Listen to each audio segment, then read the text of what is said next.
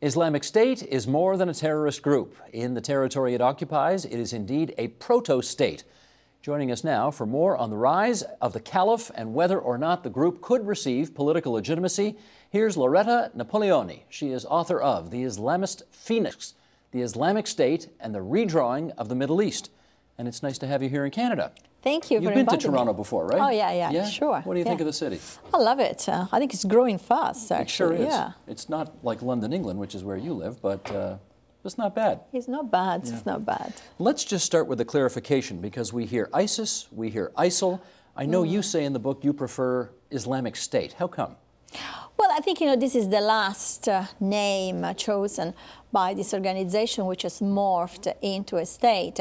And the reason why the names changed is because it was going through a process of evolution into a state. So this is the last stage, because that's what they wanted to be a state. So I think Islamic State is going to stick. This is how they will want to be named and remembered. Okay, let's bring a map up if we can right now, and we'll show everybody the territory under the control of Islamic State in the Middle East. They refer to their territory, Loretta, as a caliphate. What do you think Islamic State understands that to mean? Well, it is the 21st century version of the caliphate. Of course, we're not talking about the caliphate that Osama bin Laden mentioned. So going back to the 7th century Arabia, absolutely not. We're talking about a modern state. We're talking about a modern version of the caliphate. And the territory where the caliphate has been established, it's going to be the core of this caliphate. And this is the region north of Syria and north of Iraq, where the population is predominantly Sunni. Why do you think the idea of caliphate is so popular to so many Muslims? Oh, it's very appealing. It's seductive to a certain extent. For centuries, Muslims have dreamt to recreate the caliphate. The caliphate for them is basically the most important civilization that they ever had. It was a splendid civilization. It was the moment of their power. It was the moment of their beauty, of art, music, everything. Medicine. Absolutely. Medicine, science, they were at the forefront of everything in the world. Absolutely. It was a magical time also, but they haven't been able to implement that dream. On the contrary, if you look at the Muslim world, their political utopia has failed tremendously centuries after century. And now all of a sudden that utopia is taking shape in that valley between the Tigris and the Euphrates, where actually Western civilization started, and the Islamic State has created this area, this new state. So it is seductive, very seductive. I'd like to ask you about the head of this new state, Abu Bakr al-Baghdadi. What do we know about him? Oh, we know quite a lot about him. We know that he's an Iraqi. He has a PhD in theology, so he's very well qualified to be the caliph, because, of course, the caliph is at the same time the head of the state, so of the caliphate, but also the head of Islam, of the religion aspect of Islam, is very well educated in matter of religion. And in fact, from 2011 to 2014, there's been a very, very active debate within the jihadist community, mostly online, about the role of al-Baghdadi as a potential caliphate. If there's no al-Baghdadi, is there no caliphate? In other words, is he integral to the future of IS? I think at the moment, yes, but of course, one day there'll be a new caliph, which will be designated by al-Baghdadi. One additional thing that we have to mention is the fact that according to his biographers, he has a direct bloodline with the Prophet. That's what they say. Yes. Do you believe that? Well, I think it's quite difficult. But, this is what they want to believe. They want to find something more to justify, something almost supernatural to justify the fact that this man is the heir of the Prophet. So would his oldest son be the next leader of the caliphate? Not necessarily. He can decide who he will designate the next caliph. This is what the Prophet did, actually. So it's not necessarily a bloodline But of course, the idea that there is a bloodline with the prophet is very, very strong. Very appealing. Let me read an excerpt from your book as we touch on the Caliphate and Zionism, which you do talk about in the book. Just as ancient Israel for the Jews has always been the promised land, the Caliphate represents for Muslims the ideal state, the perfect nation, wherein to receive deliverance after centuries of humiliation, racism, and defeat at the hands of infidels, i.e. foreign powers, and their Muslim partners. As modern Jews built a contemporary version of ancient Israel for all the Jews of the world, the Islamic State is engaged in constructing a functional Islamic country for all Sunnis in the 21st century. It's an odd comparison to make because I think what I hear you saying is Islamic State sees itself as a 21st century, if you like, Zionist-type movement. Is that right? Yeah, that's what they want people to believe. Of course, this is a really shocking comparison. We can't compare Israel with the Islamic State, absolutely not. But in the collective imagination of people who are very close to radicalization, this message is very appealing. So what al-Baghdadi says is, come, join us, come and build together with us your state. This state will be, the true Sunni state, which is going to be the implementation of the Muslim utopia, political utopia. And this is a state that will protect you wherever you are. So it will give you deliverance after centuries of humiliation, colonization. So this is the kind of language that they're using to attract people from the Muslim world. Do you find it odd that they would use the metaphor of create a new Israel for... Oh, no, I used that metaphor. They didn't. You used the metaphor. I used the metaphor. Is it a bit... Yes. Same question, though. Do you find it... is it an apt metaphor? Because there's, without question, the people you're talking about, they hate Jews, they hate Israel. They talk about destruction of Israel all the time. Is that an apt metaphor? Well, the Islamic State actually has never said anything like that, which is quite interesting.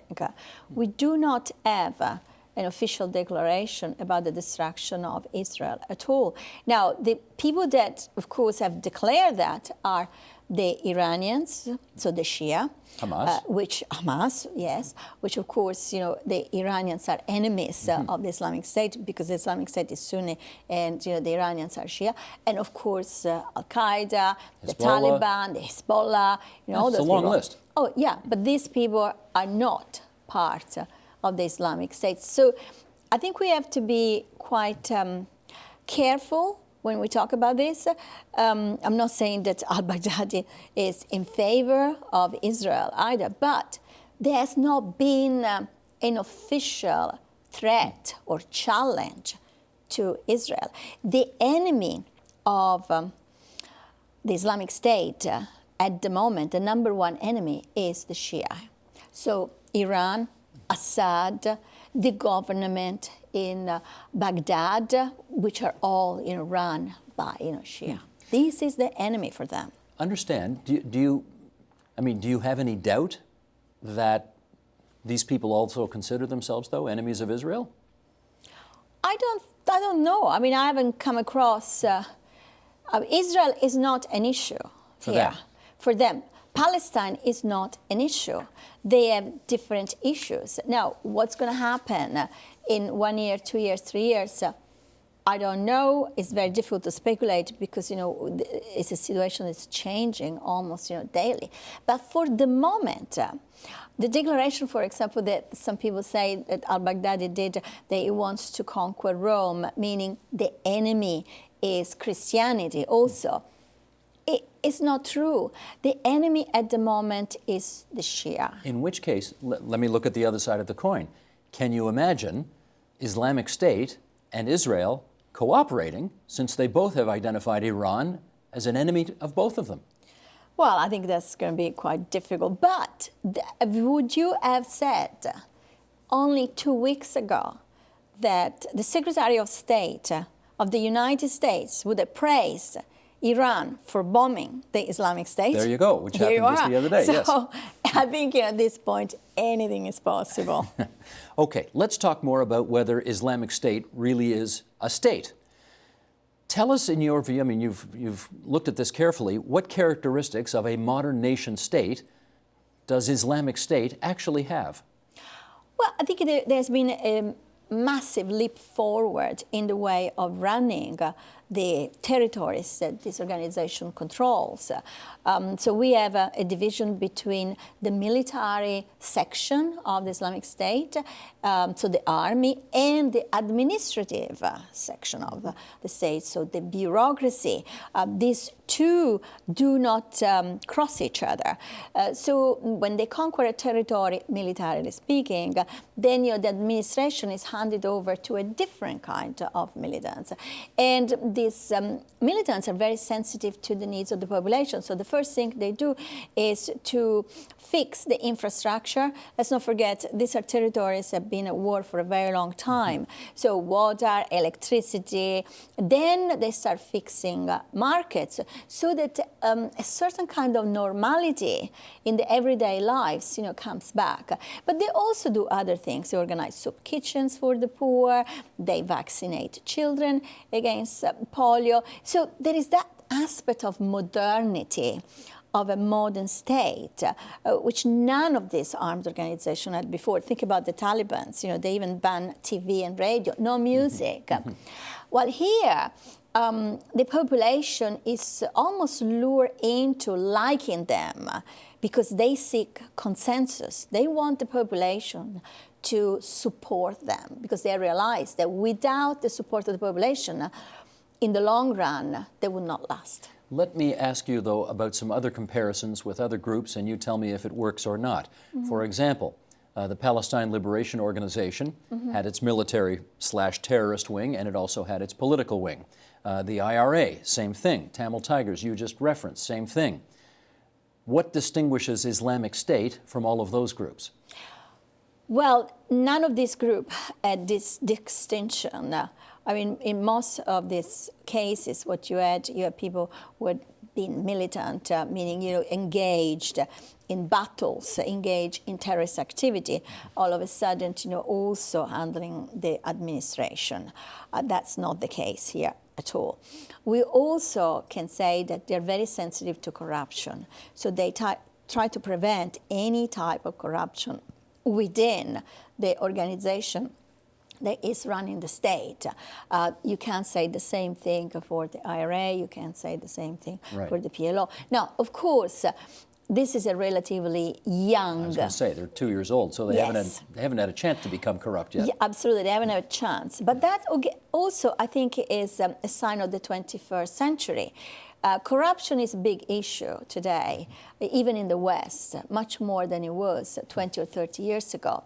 So again, it's a sign of modernity. It's also a sign of appealing to the young generation, people in their 20s, in their 30s, who are disenfranchised in the West, who feel misfit into this society, which is a corrupted society in their eyes, but also in the background, we have a major economic crisis. So all of a sudden, this pure, perfect state, the political utopia, is attracting them based upon certain kind of principles. But let me ask you again, by way of comparison, Hamas, when they started in Gaza, they started the same way, providing social services to the local population. They became very popular. They eventually won an election. But now one reads about great disaffection between the local population and Hamas, that the relationship is not close. What's the relationship like between the people who live in IS and the leaders of IS? Well, again, it's very early days. I mean, but so far what we've seen is something that we have never seen before. For example, let's take the example of Hamas. The few resources that you can find in Palestine, were actually run by Hamas or by the PLO. Here, what we see is really important resources, for example, oil fields, water, agricultural product. They're not run directly by the Islamic State.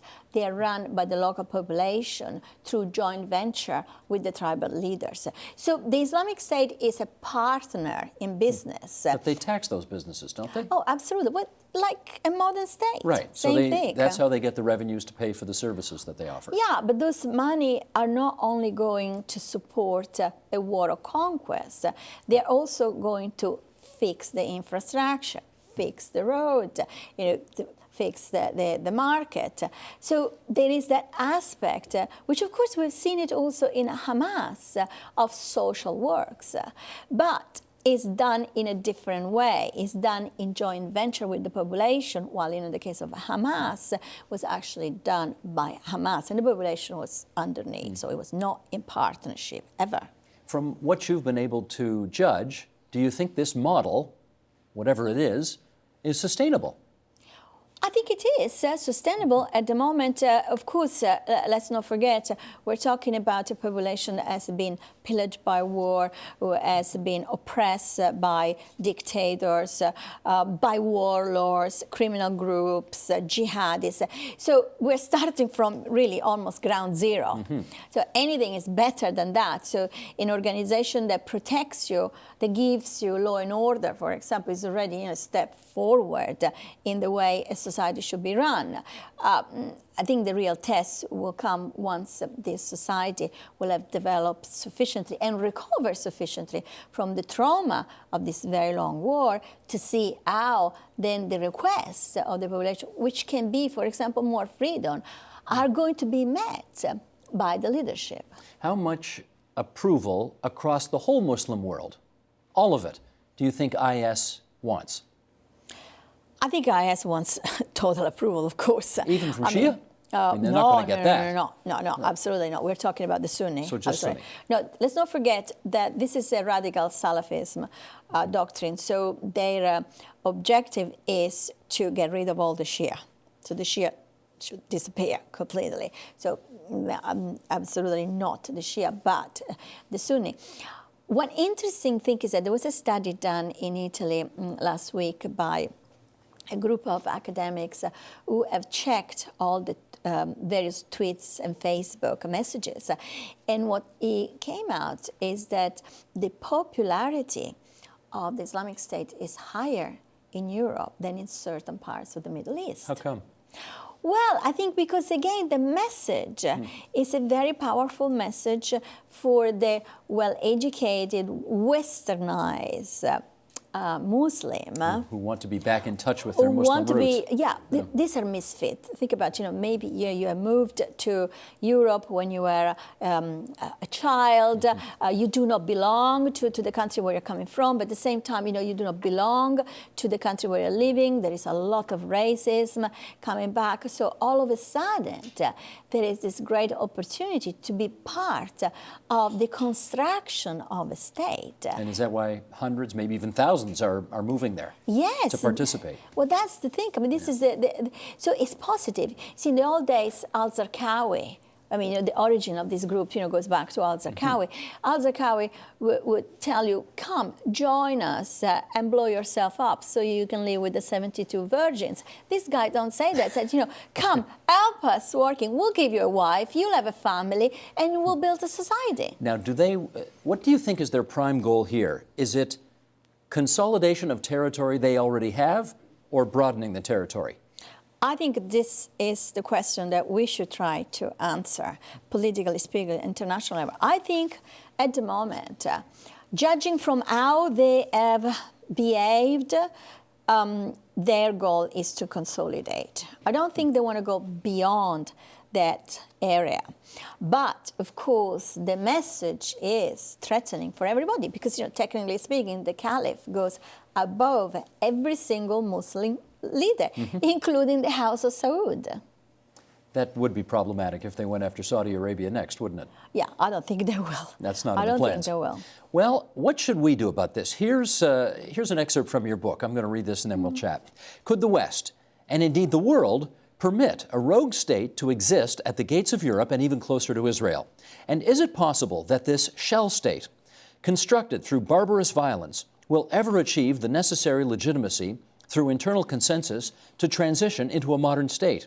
If so, wouldn't it be better to bring such a state into the international community, thereby forcing it to respect international law, before it entirely redraws the map of the Middle East at our own disadvantage?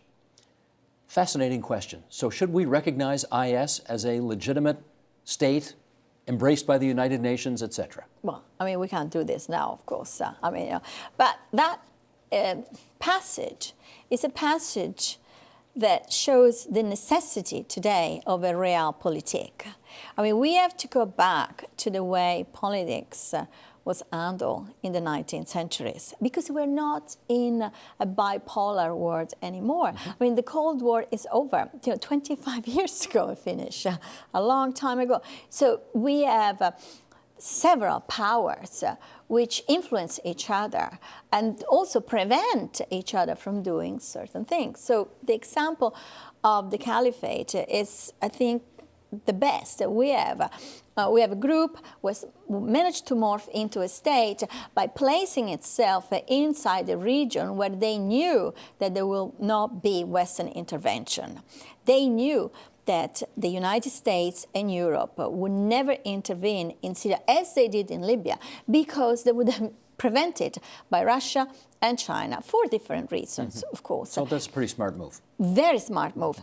They went into a region where there were many sponsors, and they just pick and choose the best sponsors. Again, a war by proxy, which is not anymore the war by proxy of the Cold War, where we only had two superpowers, but many. You can shop around for the best sponsors. So you see, these are all major changes that they have exploited at their own advantage and our own disadvantage. Okay, but given, just humor me for a second here, given that the United States of America and are actually on the same page as Iran as it comes to IS, right? They both want to see an end to this business. Does it make any sense at all? You said, when I first asked you the last question, you said, well, it's ridiculous, we couldn't do that right now. Why couldn't we do it right now? Why couldn't we make some kind of diplomatic overture to IS right now? I think what we have to do is, the Pope actually is the one who mentioned that when he went to visit Turkey. He said, we can't close, we should open. We should start a dialogue. Now, this dialogue doesn't mean recognition. There are many levels in which diplomacy can work. And again, in the 19th centuries, we knew all those levels. But because of the simplicity of the Cold War, we have forgotten.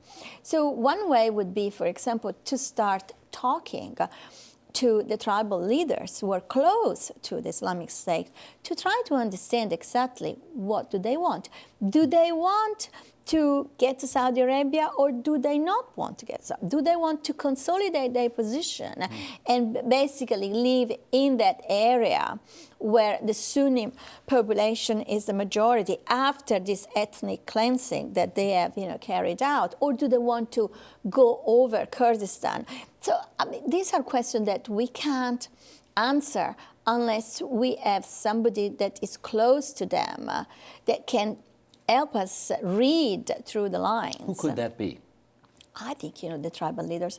This is a tribal region, and the Islamic State has succeeded in creating the state by respecting the tribal leaders. Do you think somebody should advise them that it'll be a lot easier to get what they want if they don't make an enemy of America, and the best way not to be an enemy of America is stop beheading people on video? They want America to be involved. I think, they lured the U.S. into this. This is why they beheaded the people. Because by doing that, they can project even a stronger image of being the one attacked, of being, the anti-imperialist power, of being the freedom for the people in that region. I mean, think about, the Sunni population, which has been convinced in Iraq by the Americans to do the Sunni awakening in 2007. So to trust the Americans that the government of Baghdad would have carried out a true democracy. And of course, this did not happen. There was, very strong discrimination against the Sunni. All of a sudden, this population is is backing the Islamic State and the Americans are bombing. Yeah, but that, You okay, know? that's one way to look at it, but how about another way to look at it? If you tick off the Americans, as Saddam Hussein did, as Colonel Gaddafi did in Libya, as Assad has, I mean, these are all places that have, as Osama bin Laden did. I mean, three of these guys are dead right now. Assad is still in power. Assad is still in power, but he's got a whole heap of trouble happening around him. Well, he does. I don't know, because according to the reports, the southern parts of Syria today is actually much more under his control than it was at the beginning when there was the Arab Spring in 2011, 2012. The U.S. has not intervened in Syria. And the President of the United States had said, we will intervene if they gas their own people. They did gas their own people, and we did not intervene. That's true. That is all true. You see, I mean... But that was Syria. This is IS. This is an easier target. Will the U.S. bring back the troops as he did in 2003?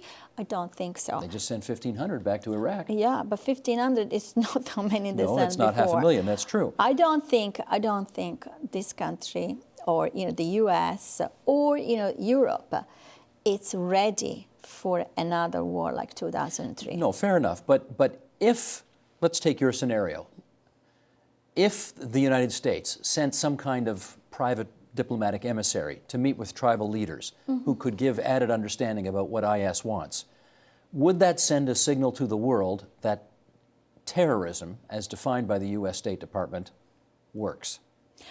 Number one, the U.S. will not do it, should not do it by telling the world. Number two, the U.S. is actually backing the PKK at the moment, which is a terrorist organization according to the State Department. So, in the Battle of Kobane, who are we now, supporting? The PKK, the Peshmerga, and the Kurds. Now, the PKK is a terrorist organization in Turkey, and is still a terrorist organization in the United States. Its leader, Öcalan, is in jail in Turkey. So, this is the thing. Everything is changing so quickly. It's shifting. It's like a major earthquake, shifting. So, I find it very exciting, actually. You find it exciting. It's a very messy world, but I think we understand it a little better thanks to the Islamist Phoenix. Thank you for writing the book. It's a real education on the Islamic State and the redrawing of the Middle East. Loretta Napoleoni. Thank you. Mille grazie, signora. Grazie. Support Ontario's public television. Donate at tvo.org.